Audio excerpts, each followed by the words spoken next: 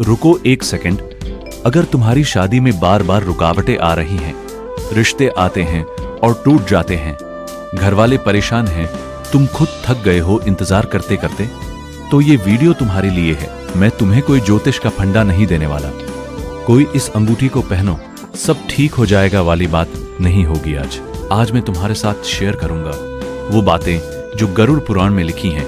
हमारे ऋषि मुनियों ने हजारों साल पहले जो कहा था वो आज भी उतना ही सच है। और जब तुम ये सुनोगे तो शायद तुम पहली बार ये समझोगे कि तुम्हारी जिंदगी में जो हो रहा है उसके पीछे एक रीजन है।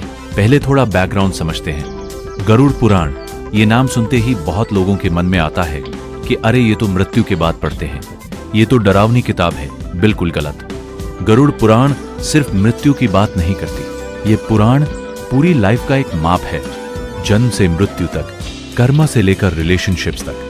इसमें भगवान विष्णु ने गरुड़ को, जो उनके वाहन हैं, जीवन के गूढ़ रहस्य बताए। और उन्हीं रहस्यों में से एक है विवाह। शादी सिर्फ दो लोगों का मिलन नहीं है। गरुड़ पुराण कहता है कि शादी एक कॉस्मिक इवेंट है, दो आत्माओं का एक बार फिर से मिलना, जो पिछले जन्म में किसी वजह से अधूरी रह गई थी।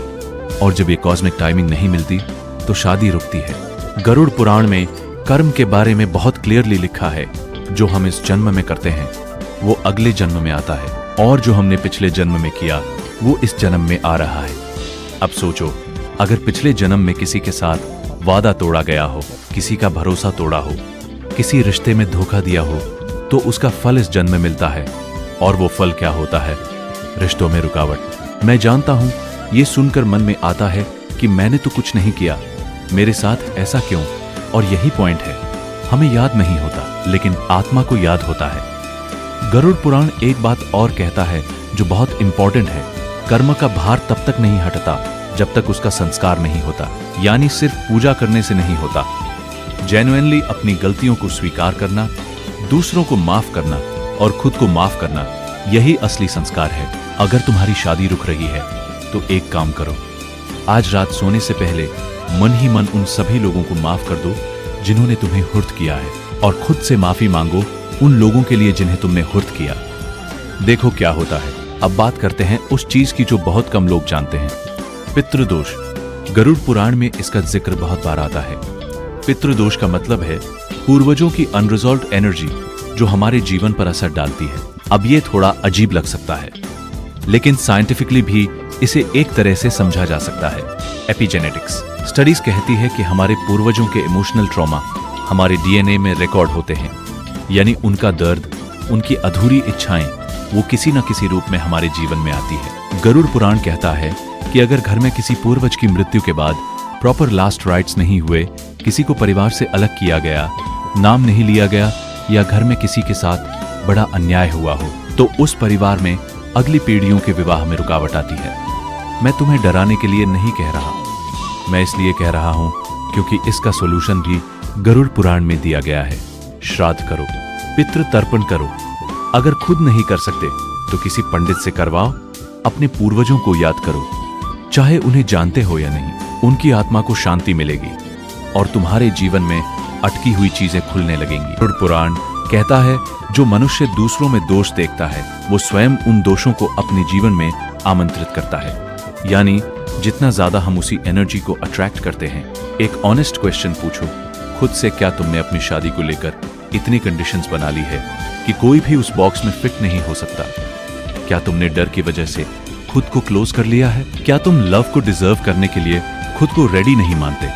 ये सवाल अनकंफर्टेबल है, लेकिन इनके जवाब ही असली चेंज लाते हैं। गरुड़ पुराण कहता है जो स्वयं को जानता है वो सबसे पहले खुद से प्रेम करना सीखता है, और जो खुद से प्रेम करता है उसके जीवन में प्रेम आता है। अब बात करते हैं उस चीज की जो हमारे हाथ में नहीं है, लेकिन जिसे समझना जरूरी है।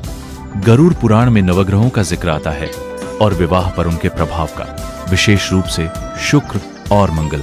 शुक्र ग्रह प्रेम, विवाह और रिलेशनशिप्स का कारक है। अगर कुंडली में शुक्र कमजोर है, डेबिलिटेटेड है या पाप ग्रहों से पीड़ित है तो विवाह में रुकावट आती है। मंगल अगर मंगल पहले, चौथे, सातवें, आठवें या 12वें घर में हो तो उसे मांगलिक दोष कहते हैं, और ये विवाह में डिले या कॉन्फ्लिक्ट का कारण बन सकता है। लेकिन और ये बहुत इंपॉर्टेंट है, गरुड़ पुराण ये नहीं कहता कि ग्रह तुम्हारी किस्मत तय करते हैं। गरुड़ पुराण कहता है ग्रह केवल संकेत देते हैं, निर्णय नहीं। ग्रहों का प्रभाव तुम्हारे कर्म से कम हो सकता है, आपकी भक्ति से कम हो सकता है। और गरुड़ पुराण में उपाय भी दिए गए हैं। शुक्रवार को मां लक्ष्मी की पूजा, मंगलवार को हनुमान जी की उपासना।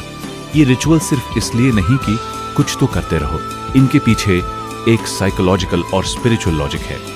ये तुम्हें एक इंटेंशन में अंकर करते हैं। एक और बात जो गरुड़ पुराण में बहुत क्लियरली कही गई है, घर की एनर्जी। अगर घर में माता पिता के बीच हमेशा झगड़ा रहता हो, घर का एटमॉस्फेयर नेगेटिव हो, घर में किसी का रेस्पेक्ट नहीं होता हो, तो उस घर में विवाह रुकते हैं। गरुड़ पुराण कहता है जहां नारी का सम्मान होता है वहां देवता निवास करते हैं, और जहां देवता हो वहां मंगल काम होते हैं। तो अगर तुम्हारी या तुम्हारे घर के किसी सदस्य की शादी नहीं हो रही, तो एक बार घर की एनर्जी चेक करो।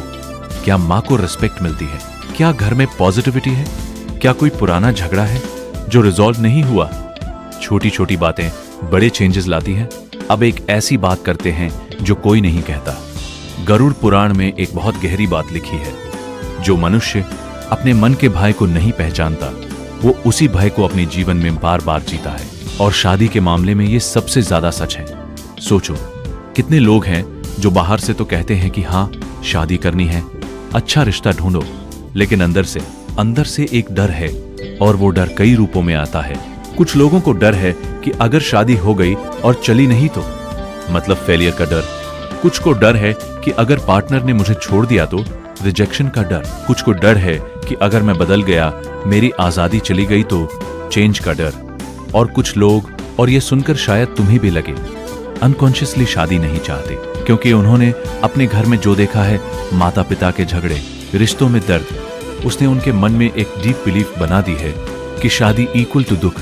ये बिलीफ कॉन्शियस नहीं होती, तुम्हें पता भी नहीं चलता, लेकिन ये बिलीफ तुम्हारे हर डिसीजन में काम करती है।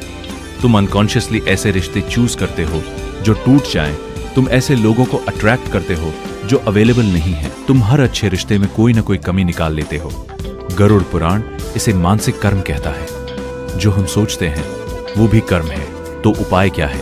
पहला, खुद से पूछो, क्या मैं सच में शादी करना चाहता हूं, या मैं सिर्फ घर वालों को खुश करने के लिए ढूंढ रहा हूं? दूसरा, अगर घर में कोई बैड रिलेशनशिप का एक्सपीरियंस देखा है तो उसे कॉन्शियसली रिलीज करो, वो तुम्हारी कहानी नहीं है।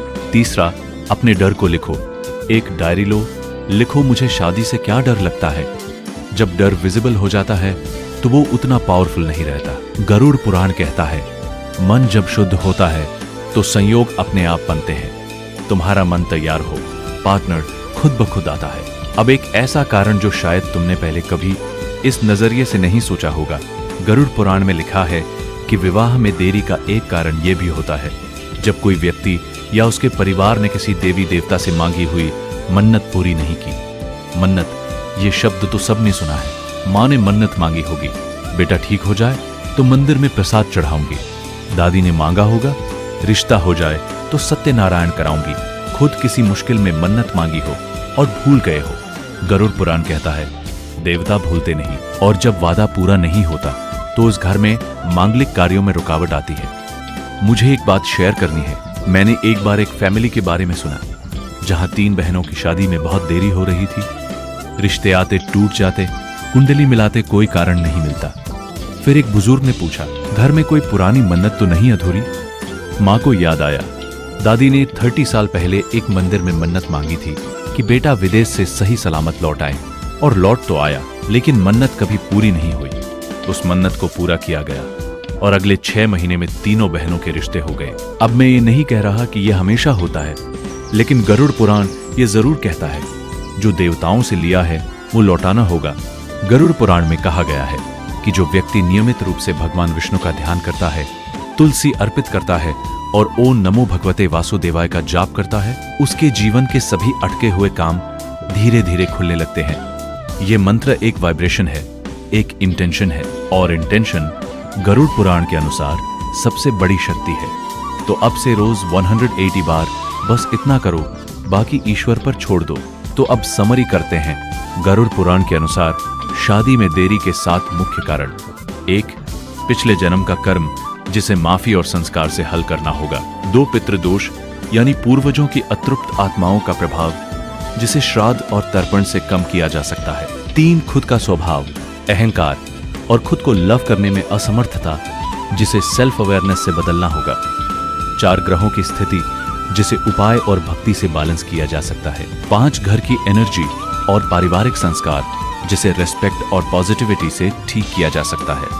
6 मन का अनजाना डर और अनकॉन्शियस बिलीव्स जिसे अवेयरनेस और ऑनेस्टी से तोड़ना होगा। 7 अधूरी मन्नत और देवताओं का आशीर्वाद जिसे श्रद्धा और नियमित भक्ति से प्राप्त करना होगा।